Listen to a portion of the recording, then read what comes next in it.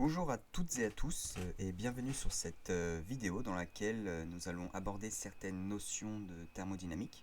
Nous parlerons plus précisément des diagrammes de phase en abordant dans cette première vidéo leur utilité en géologie et leur diversité. Et enfin nous verrons dans de prochaines vidéos leur lecture et leur compréhension plus précisément. Voilà. Tout d'abord, qu'est-ce qu'un diagramme de phase? Alors, comme le dit si bien Wikipédia, c'est une représentation graphique utilisée en thermodynamique qui est souvent à 2 dimensions, donc, mais parfois aussi à 3 dimensions. Ce type de graphique, les diagrammes de phase en fait, représentent la répartition des différentes phases d'un système. Alors bon, les différentes phases, il y a les phases liquides, gazeuses, solides, et même au sein des phases, par exemple liquides, il existe différentes phases. Il y a plusieurs phases liquides. Par exemple, si on prend un minéral, le plagioclase, pardon, le plagioclase solide constitue une phase, mais le plagioclase liquide aussi serait une autre phase. Après, on peut aussi considérer les phases juste liquides. Alors, si on considère juste la phase liquide, on peut considérer tous les minéraux qui sont liquides. Par exemple, plagioclase liquide plus pyroxène liquide, enfin voilà, etc. Et donc, ça représente la répartition des différentes phases d'un système. Alors, le système peut être un corps pur ou un mélange de corps purs. La température et la pression étant les deux grands paramètres qui ont une importante influence sur la nature et la composition des phases présentes. Voilà. Et donc pour faire plus simple encore, un diagramme de phase est plus concrètement un diagramme avec un axe pour représenter la température ou la pression, donc un des deux grands paramètres comme je l'ai dit, et un ou plusieurs axes pour la composition.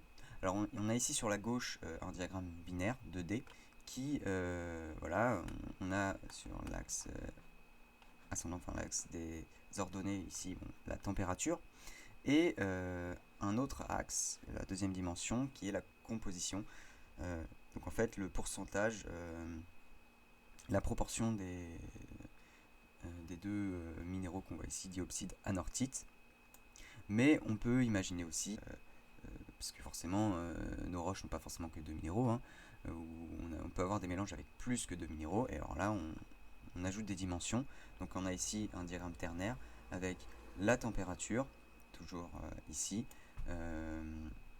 l'axe ascendant, et puis on a ici nos trois pôles de minéraux, trois corps purs, avec le minéral A, B et C, nos trois constituants indépendants, ABC, et voilà, donc on a ici, en fait on distingue bien ici, sur cette face ici, température et AB, ça pourrait être un binaire, et on ajoute une troisième dimension en ajoutant C, donc le minéral C. Voilà, ces diagrammes de phase permettent de prédire les conditions d'équilibre d'un système de minéraux ou d'alliage, hein, si on pense à la métallurgie. Et donc pour un mélange donné, donc c'est-à-dire avec un mélange de minéraux avec pour une composition donnée, un mélange avec des proportions de minéraux bien données, définies, nous avons accès à la constitution des phases présentes en équilibre les unes avec les autres. C'est-à-dire que bon, si on choisit une certaine composition de la roche, par exemple, voilà, on est à 1100 degrés, bon voilà, on a une roche avec cette composition-là. Donc, en augmentant la température, on a accès à chaque fois aux différentes phases et aux proportions des constituants dans chaque phase, enfin, voilà, et aux températures de fusion. Voilà, ici on a les différentes courbes de solidus liquidus. Voilà, on a accès à toutes ces informations-là.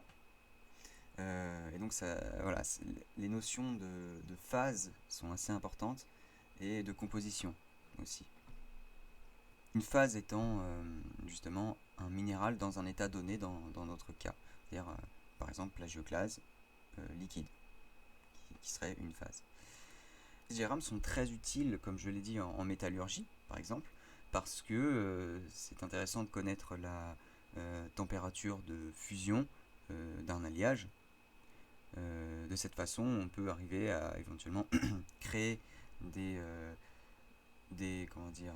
alliages, des mélanges de constituants qui pourraient supporter des très hautes températures, ou alors on pourrait être intéressant justement de créer des alliages qui seraient capables de fondre à basse température, enfin relativement basse température.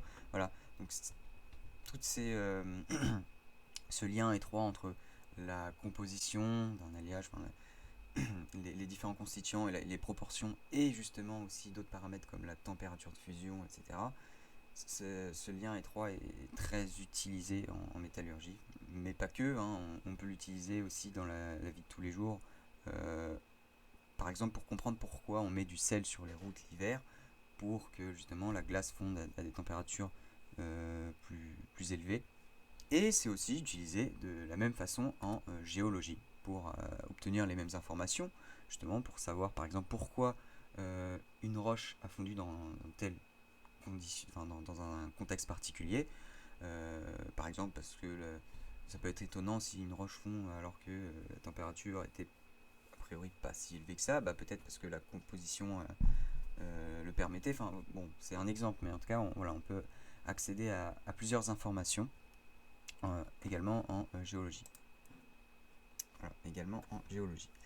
Alors, il faut tout d'abord comprendre que les roches sont des systèmes thermodynamiques. Alors, tout d'abord, qu'est-ce qu'un système thermodynamique ?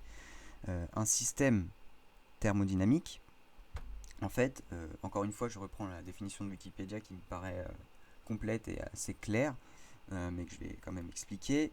C'est une portion de l'univers que l'on isole par la pensée du reste de l'univers. Et donc le reste de l'univers, on va appeler ça le milieu extérieur. Alors, pour faire simple, c'est l'objet d'étude. En fait, on va avoir notre univers, hein, c'est tout, en fait, c'est l'univers. Et au sein de cet univers-là, on va choisir des objets d'étude. Nous, on va par exemple choisir ici notre diorite, notre roche. On va juste s'intéresser à la roche. Et ça va nous permettre ensuite de faire d'étudier justement tous les échanges de matière ou d'énergie, alors soit juste au sein de cet objet d'étude, donc juste au sein de cette roche, ou au sein des parties qui constituent la roche, donc des différentes phases de notre système, donc les minéraux de la roche, ou alors entre la roche et le milieu extérieur. Voilà. Donc ça permet d'étudier tous ces échanges-là pour savoir qui gagne de l'énergie ou qui en perd, etc. Mais voilà, on considère vraiment le milieu extérieur et notre roche, qui est notre objet d'étude. Voilà. Alors, prenons l'exemple de la diorite, qui est ici. Donc c'est notre système thermodynamique qui est constitué de plusieurs phases. Alors une phase, parce que la roche n'est pas homogène, il y a plusieurs minéraux dans différents états. Bon, ici c'est l'état toujours solide, hein, la roche est entièrement cristallisée. Et voilà, et ces différentes phases auront différentes attitudes face aux variations de pression et de température. Tous les minéraux ne vont pas fondre à la même température, dans les mêmes conditions de pression, température, etc.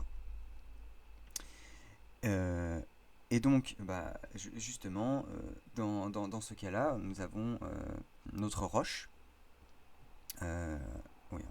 Pour reprendre l'exemple, les différentes phases ici, nous avons 5 minéraux, les 5 principaux, qui sont en l'état solide. Et voilà, nous avons 5 phases. Alors, le plagioclase solide, biotite solide, pyroxène solide, muscovite solide et amphibole solide. Voilà. Donc, notre système est ici la diorite. En thermodynamique, il existe beaucoup de lois, de nombreuses lois. Et donc nous allons ici nous intéresser à l'une d'entre elles. C'est une loi très importante qui nous permet de bien comprendre la construction et l'évolution des diagrammes de phase. C'est la loi de Gibbs, ou la loi des phases. Alors elle est écrite ici, je vais la détailler. C'est V égale K plus 2 moins phi. Alors il existe d'autres façons de l'écrire, hein, moi c'est c'est la formule que j'ai le plus utilisée, mais en tout cas en géologie, voilà, elle suffit largement. En chimie, on peut utiliser d'autres formules, mais bon, ça revient à calculer la même chose, mais V égale K plus 2 moins phi, avec V la variance, K le nombre de constituants indépendants, constituants chimiques indépendants, 2 le nombre de paramètres qui définissent l'état du système, et enfin le nombre de phases phi. Donc phi ici. Alors bon, je vais quand même détailler la variance. La variance en fait représente le degré de liberté du système. Donc en fait c'est le nombre minimal de variables que l'on peut fixer pour justement fixer l'état du système. C'est-à-dire fixer la valeur des autres variables que l'on n'a pas fixées. Alors, pour être plus clair, c'est le nombre de paramètres indépendants qui justement caractérisent un état. Donc c'est le nombre de paramètres que l'on peut fixer librement sans rompre l'équilibre de notre système. Voilà. Alors ces paramètres peuvent être la pression, la température ou les concentrations de différentes espèces. Voilà. Il y a plusieurs paramètres possibles. Donc voilà, c'est le degré de liberté. Ensuite, K représente le nombre de constituants chimiques indépendants. Alors, c'est en fait le nombre d'espèces chimiques. Donc c'est compté indépendamment de leur état. Donc on ne cherche pas ici à comprendre si c'est solide, liquide, bref, c'est le nombre de paramètres chimiques, enfin de constituants chimiques, peu importe leur état, qui sont indépendants. Si je prends l'exemple du plagioclase, il existe plusieurs pôles. Par exemple, le plagioclase Na, donc sodique, le plagioclase albite, et il existe aussi le pôle Ca, anorthite. Et bien si je prends le plagioclase, ici on voit qu'il y a deux constituants indépendants. En fait, c'est les deux pôles purs. Et si je prends juste l'albite, donc le pôle sodique, ça fait un constituant. Voilà. Et donc, le nombre de constituants chimiques indépendants, dans le cadre des diagrammes de phase, ça correspond au nombre de pôles purs. Et donc, le nombre de... si on prend le diagramme binaire, alors que j'ai mis ici, diopside anorthite, ici nous avons deux constituants indépendants, diopside et anorthite. Voilà, c'est en fait ici le diagramme qui va, la composition va osciller entre en faisant varier justement la proportion de ces deux constituants indépendants, diopside et anorthite. Si je prends le diagramme ternaire ABC, eh bien, il y a K égale 3 ici, constituants indépendants. Et donc, la composition globale de notre roche sera en fait un mélange des trois constituants indépendants. Voilà. Et ensuite, nous avons le plus 2. Alors, c'est le nombre de paramètres qui définissent l'état du système. C'est en fait ici, ça représente la pression et la température. C'est pour ça que je dis en géologie, cette formule suffit largement. On s'intéresse principalement qu'à la pression et la température. Donc, voilà, le plus 2 ici correspond, c'est-à-dire qu'on peut faire varier la pression et la température. Alors par exemple, si on fixe la pression, eh bien, ce n'est plus 2, mais ici, en gros, plus 2 moins 1, ou plutôt tout simplement plus 1. Si on fixe seulement la température, bah, c'est pareil, c'est plus 1. Mais si on fixe la pression et la température, bah, là, ça devient plus 0. Ou alors plus 2 moins 2. Mais voilà.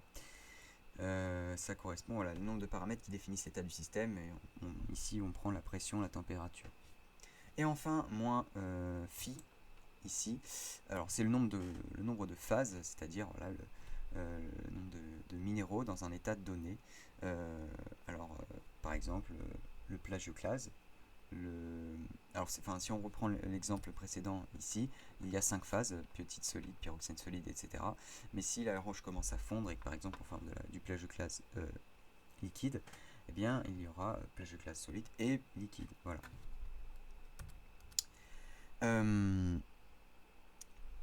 Voilà, la présentation de cette loi de Gibbs étant faite, nous avons maintenant les armes pour justement comprendre l'organisation de ces diagrammes.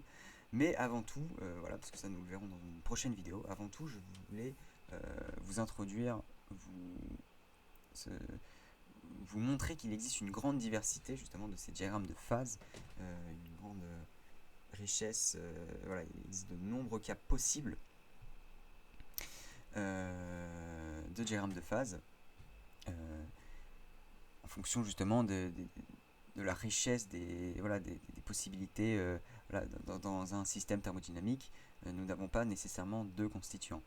On peut en avoir 4, 5, 3, enfin bref. Et il y a d'autres facteurs qui jouent, comme nous allons le voir, la miscibilité des minéraux à l'état solide, par exemple. Voilà. Alors, la première catégorie que je vais vous introduire, c'est celle des diagrammes binaires. Voilà. Donc, là, je vais vous montrer vraiment les plus fréquents, ceux que vous allez voir le plus fréquemment, par exemple, dans le programme de BCPST. Nous verrons seulement les binaires et les ternaires. Hein. Il existe des quaternaires, mais bon, c'est pas les plus fréquents. Et... Bon, en ce qui concerne les diagrammes binaires, alors, binaire, c'est pour justement, comme je l'ai dit, deux axes, température et l'axe de la composition. Un axe pour la composition, pardon. Binaire, voilà, on peut le voir comme ça, deux axes, ou en fait, on peut le voir aussi comme K égale 2 constituants indépendants. Voilà. Comme on le voit ici, il y a la forstérite et la fayalite, qui sont, dans cet exemple-là, deux pôles purs de l'olivine. On a également un autre type avec ici le diopside et la nortite. Voilà. Eh bien, nous voyons ici que même au sein de ces diagrammes binaires, il existe une diversité. Voilà. Nous avons les diagrammes pour les minéraux qui sont miscibles à l'état solide et les diagrammes pour les minéraux qui sont immiscibles à l'état solide. Voilà.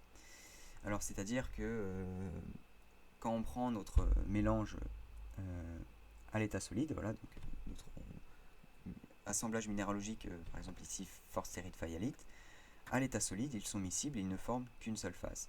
Voilà.